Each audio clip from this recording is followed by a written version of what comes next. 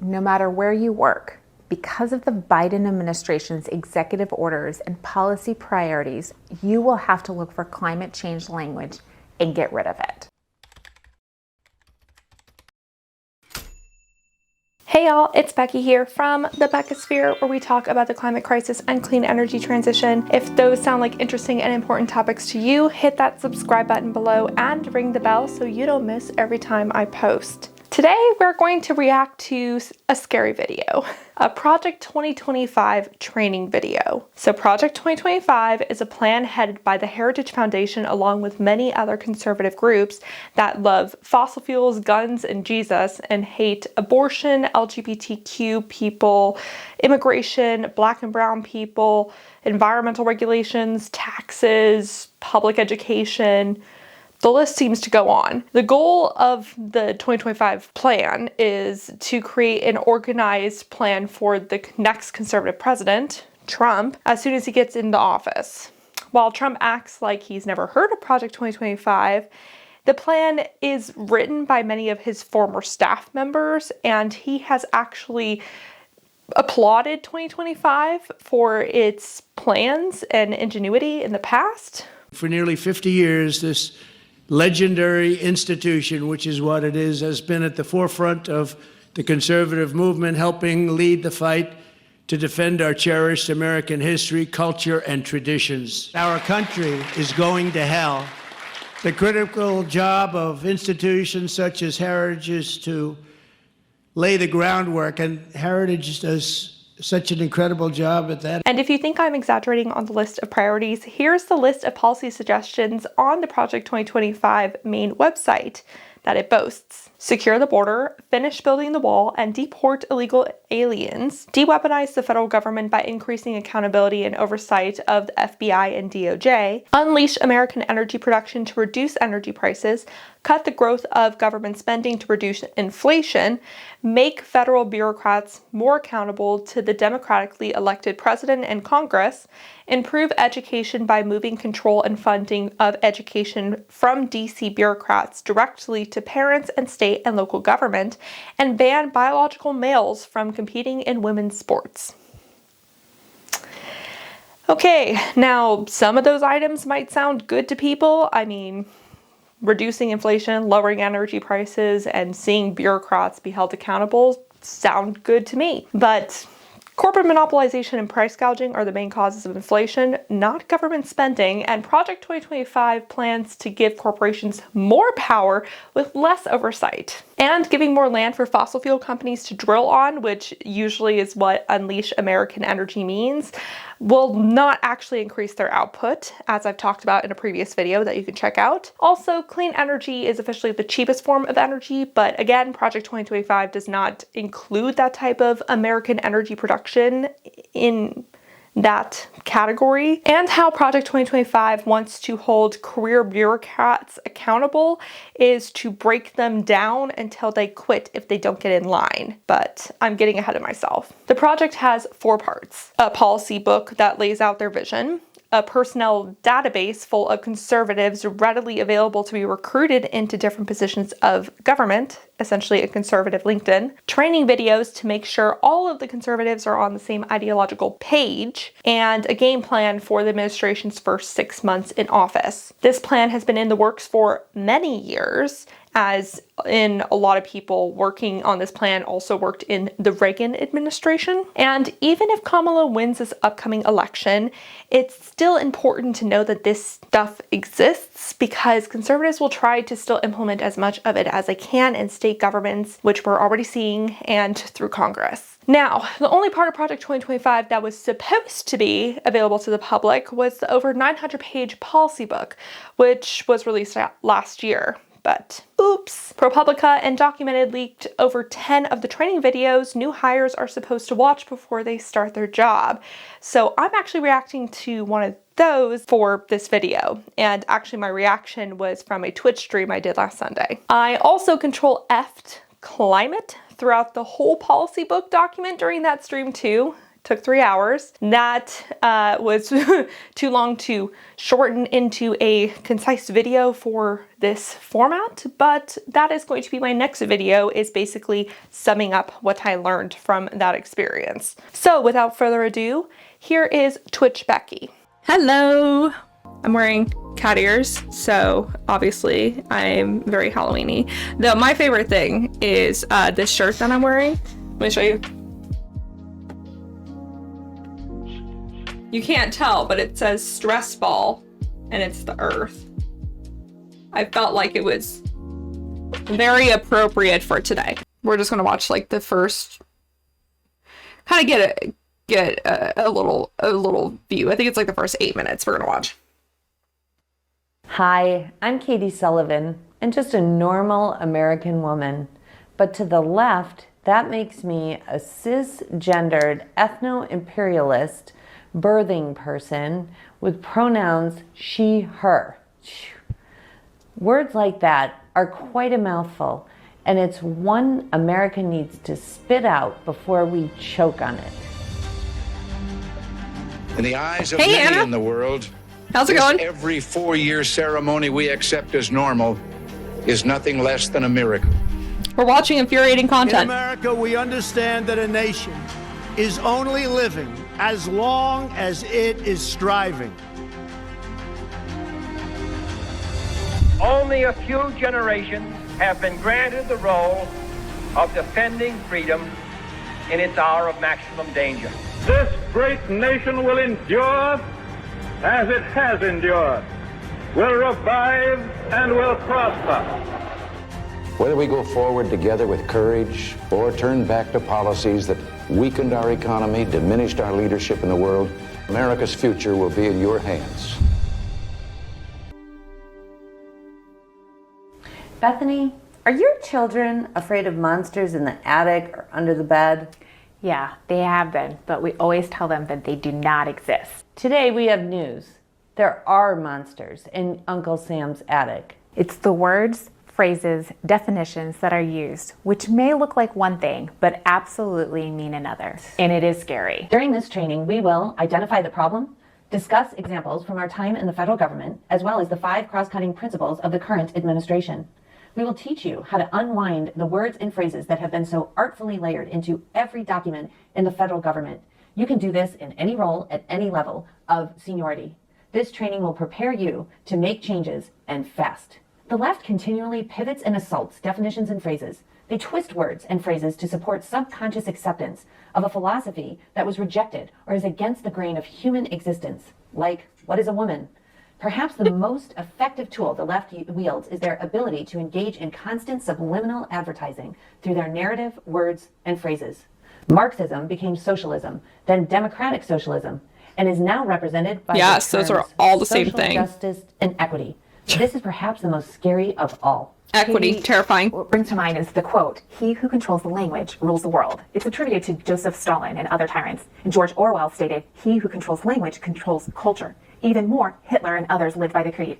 If you repeat a lie often enough, people will believe it. Without doubt, it's true. Language is a powerful and often controlling tool. Career bureaucrats and the left are also using language to change culture and gain more and more authority, thereby upsetting the balance of power envisioned by our founding fathers. This, in essence, weaponized language against the American people. This training is I really wish that the left was as powerful as the right thinks it is. I know the phrase that looks like one thing, but it absolutely means another. Family values doesn't mean a loving family to Republicans. It means hatred towards the LGBTQIA. Correct. That's a good example. They have a lot of those, you know? It's kind of weird. It's like, I don't know. It's like the calls coming from inside the house. It's very strange. vital to you as a political appointee. If there's one thing you take from this training, it is to know when you start your job as a political appointee, every single word and acronym must be vetted, and you must determine what implications every word has before publishing or moving forward with any official or internal document. All right, so now that we have identified the problem, let's give the viewers a taste of what we saw in the Trump administration. Bethany and I were both part of a coordinated effort in the Trump administration focused on trying to take back hijacked language and definitions across the United States government and even at our engagements in the United Nations. From our experiences, we will teach you how to identify the left's progressive language, scrutinize career staff compositions for dangerous language, and how to combat their manipulative efforts, ensuring clarity of definition and conservative intention. Bethany and I are going to give you some examples of what we mean by this need to always ensure clarity, but in no way are we able to foresee the future and anticipate how the progressive left will continue to co-opt even more words and definitions. There's like 12 videos like this, just so you know. This is one of the more egregious ones, I would say, because it's the most mask off in a way. I can tell you the words and phrases being used today. You enter the administration. These examples may be obsolete. I'm actually going to I'm going to speed it up a little bit because they are talking so slow. I was watching these at 2. We're going to just go to 1.5. Crucial issue areas to pay close attention to. We do not know what they will be calling men and women by the time you begin your tenure with the administration. The left is trying to dismantle America and rebuild it in their own image by using the art of deception, and words and definitions are their weapon of choice. Remember, words change culture. Bethany, with your extensive experience with both domestic and international policy issues, and in light of your role in leadership positions at USAID, can you walk us through some examples of how the left uses words, weaponizes really, words and definitions? And if you could do that in a context of the cross-cutting issues that are identified in the mandate for leadership. Yeah, we should. And really, as we understand, the cross-cutting issues were identified because they are the pillars of the Biden administration. And so they've been layered into virtually every document in the federal government. If you could walk us through some of those examples, I think it would be incredibly helpful. I'd be happy. That's such a convoluted question. The 5 topic areas for today's discussion are centered on women, children, and family, environment, human rights and border security, the gender cult, and equity. We're going to move ahead to the climate change portion of this video. Bethany, it's incredible how the left is able to make killing children and babies a pro-movement. I mean, their narrative is just incredible and so opposite of what the reality of the situation is.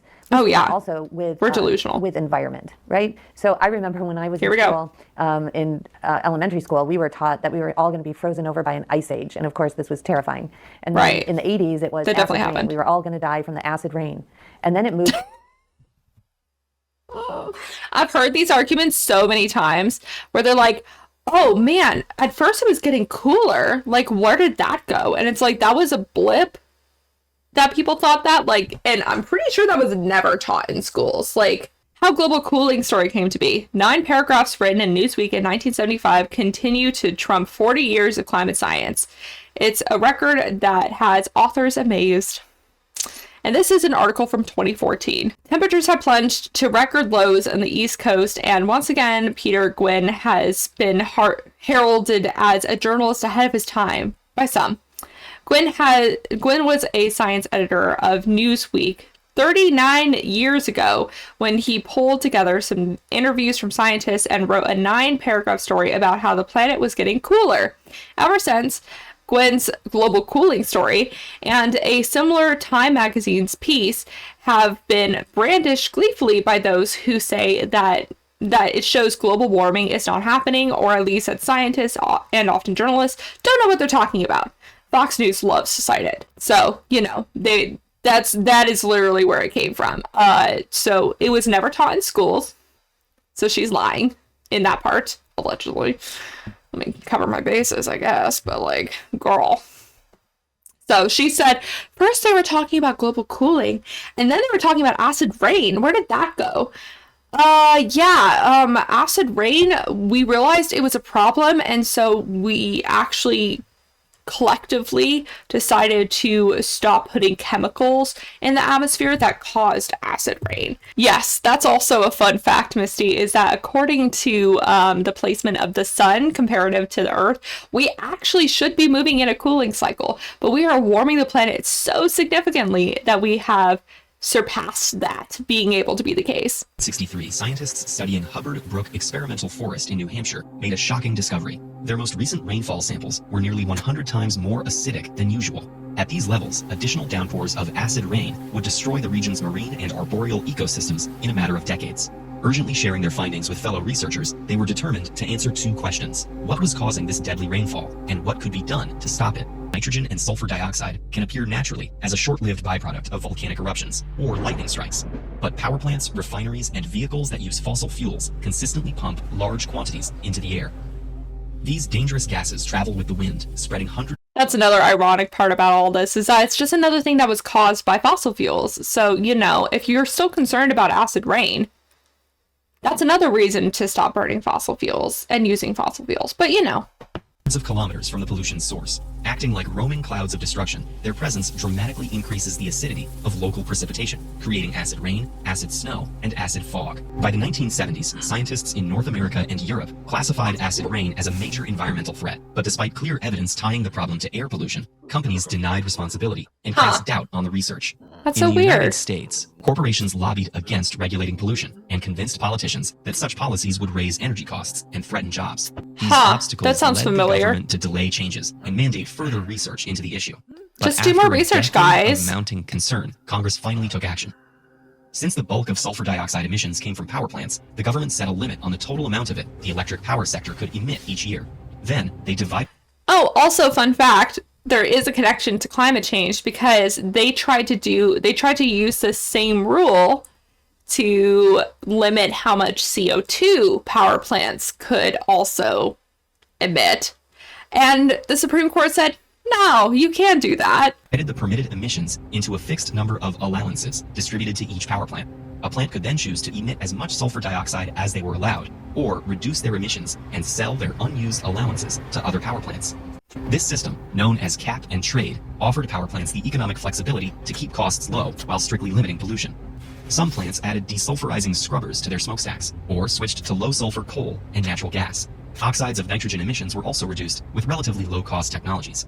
These advances allowed the power sector to grow while the cap kept pollution under control. Acid rain's relatively quick journey from major threat to minor issue is rightly celebrated as a victory for policies that protect the environment.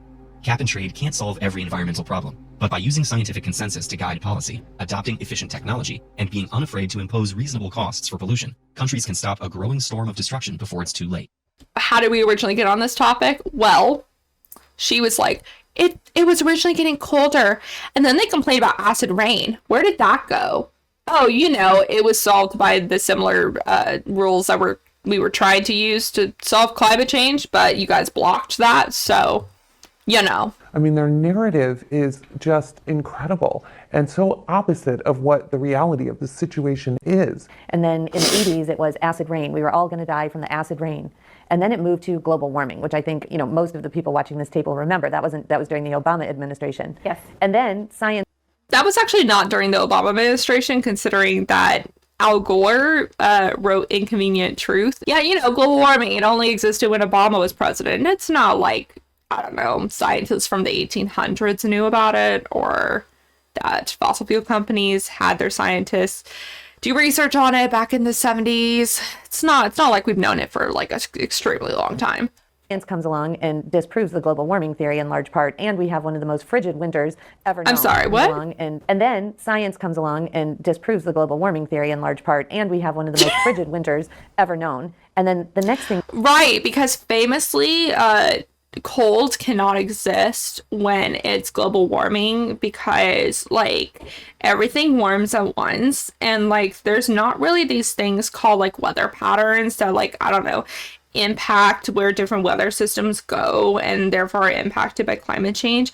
No, it all gets consistently warm at the same time. So if there's any colds, that's not climate change, or that proves that there is no climate change. Yeah, that's how weather works, right? They're calling it climate change. Now, I always understood that climate change meant seasons. Our climate does change all the time, but of course that's not. Oh, okay, so you just don't understand science. Got it. Right, climate is the same thing as weather. Yeah, that's right. When the seasons change, that's climate. You're making it very obvious that you have absolutely no idea what you're talking about. It's astonishing. What's meant by the left. What do you think about all of about the left's words and definitions in the environment? It's a great point, Katie. They don't stop. Climate change, allegedly, is everywhere. And if the American people elect a conservative president, his administration will have to eradicate climate change references from absolutely everywhere. And according to our intelligence community, the number one threat... So they're just saying the quiet part out loud. If Trump is elected, he will remove climate change from every administration, and all the people that are hired under him will know to remove the term, and whatever term that they might deem as too similar to it, from every single piece of legislation. It's going to be Florida in the country scale. And he already did do that in the last administration, so he would just be doing it again. Thankfully, there are a few agencies have recently put in place different rules that give further protections to their employees to be able to speak about their research without being worried about being punished. So that's something at least, but is everywhere. And if the American people elect a conservative president, his administration will have to eradicate climate change references from absolutely everywhere. And according to our intelligence community, the number one threat facing our country today is, drumroll, climate change. Not Russia, not China, not AI, climate change. This shows how the federal government is all in on this issue. And climate change activists wield a lot of power. This is an issue to pay attention to, as it has infiltrated every part of the federal government. Now, when I think of climate change, I immediately think of population control, don't you? I think about... Yes, that's the first thing that I think of with climate change is population control. I'm sorry, are we still in like the 70s or 80s when we were like panicking about like population size of developing countries?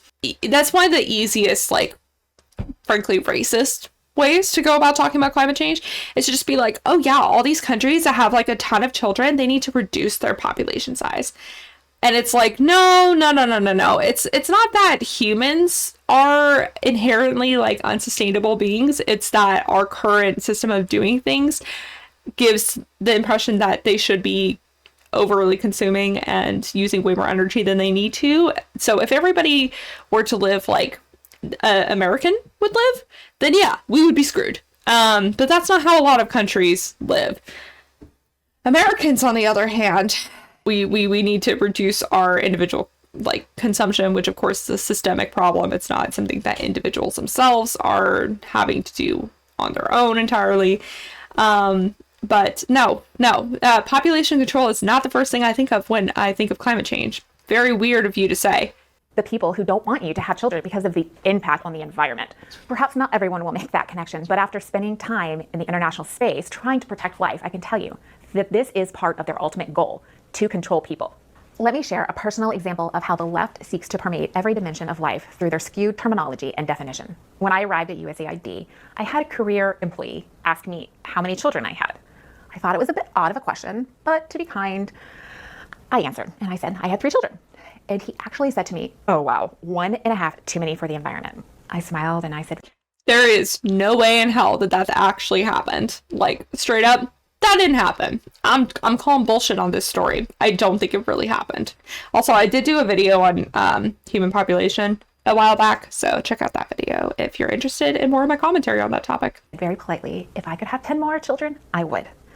The policy book captures the essence of climate change, and I quote, in the name of combating climate change, policies have been used to create an artificial energy scarcity that will require trillions of dollars in new investment, supported with taxpayer subsidies to address a problem that government and special interests themselves have created. I mean, it's not completely incorrect that special interests in government have created the problem of climate change. That's actually quite accurate.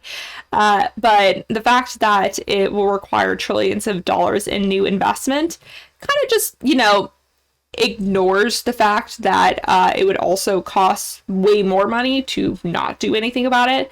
And then saying that it has to be supported by taxpayer subsidies is hilarious, considering that fossil fuel companies have historically gotten billions and trillions of dollars of taxpayer subsidies for decades. But, now it's a problem. So, and it also has nothing to do with artificial energy scarcity. Like actually has nothing to do with the topic at hand. Like, we're not talking about energy scarcity. Yes, we know that we have more fossil fuels that we could burn if we wanted to. But I mean, our own, fossil fuel companies don't even want to burn it because they rather keep prices artificially high. So they're the ones creating the energy scarcity, funny enough. But population growth, environmental changes, and weather patterns have all been intertwined by the left. They take or even make up a term and create, extend, and alter the definition to validate whatever ideology or position they want to ingrain and convince others is good, when in reality it's not. Often, as you just heard, they are simply not coherent or logical. Remember, our intelligence community identified climate change as the #1 threat to America. So even if you do not work at the Department of Energy, no matter where you work, because of the Biden administration's executive orders and policy priorities, you will have to look for climate change language and get rid of it. Bethany, when you were talking about how the left. So anyways, that's where we're going to stop with this video, but just so you're understanding that they totally just say the quiet part out loud. If you want to watch the rest of that video, I'll leave a link below. I encourage any other content creators to make content on Project 2025 training videos, because I'm surprised that they didn't make the commentary rounds as much. But, you know, especially if you're interested in covering things like gender and LGBTQ issues, you got a lot of content there.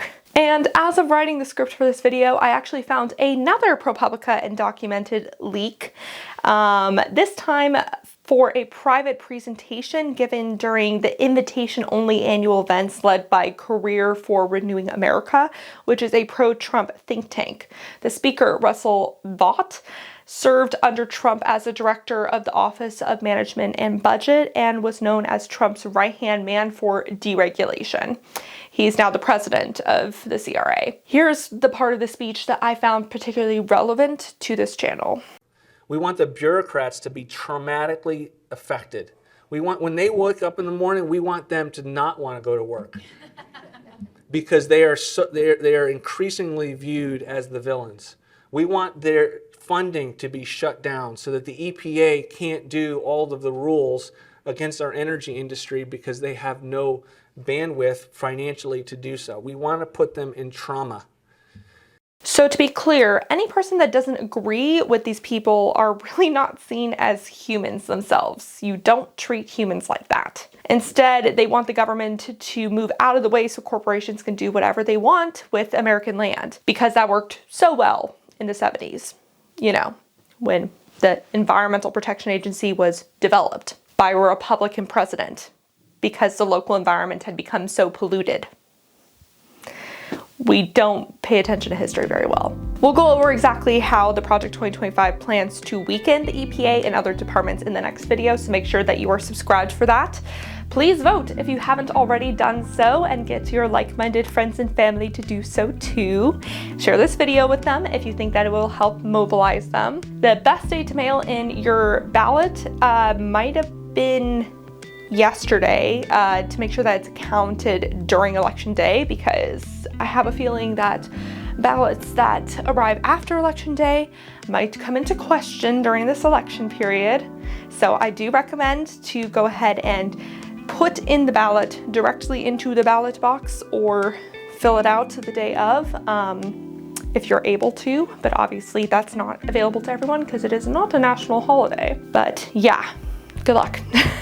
It's now time for a fun fact about Rue. Rue's not the best at self-play, so every night, for the most part, we try to play 2 rounds of laser pointer. He loves laser pointer. It's the best game ever.